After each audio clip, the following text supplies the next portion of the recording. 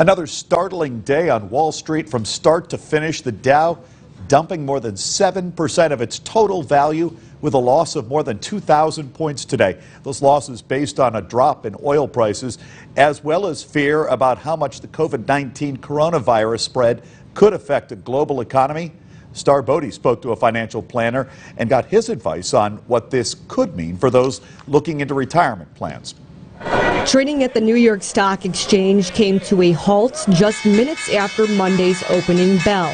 This comes after chaos from increasing worries of the coronavirus outbreaks and oil price cuts, leaving some to question what's next for their retirement plans. If you're a young person and you have years to retire before you're going to be using your retirement funds, you're actually buying shares at cheaper values every single week. Keller tells us those looking into retirement should have a financial plan ready and knowing your upcoming finances early on. If you're looking into a retirement plan, there are some tips that you can take to make sure that you're financially stable. Your first couple years, maybe even 5 to 7 years of income, should be in safer investments.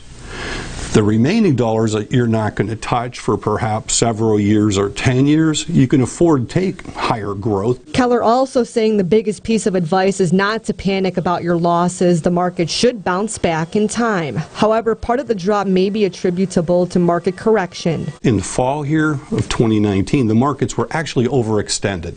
A lot of prices, a lot of stocks were shooting up, and I think this is just the catalyst, if anything, to bring us back to more normalized prices.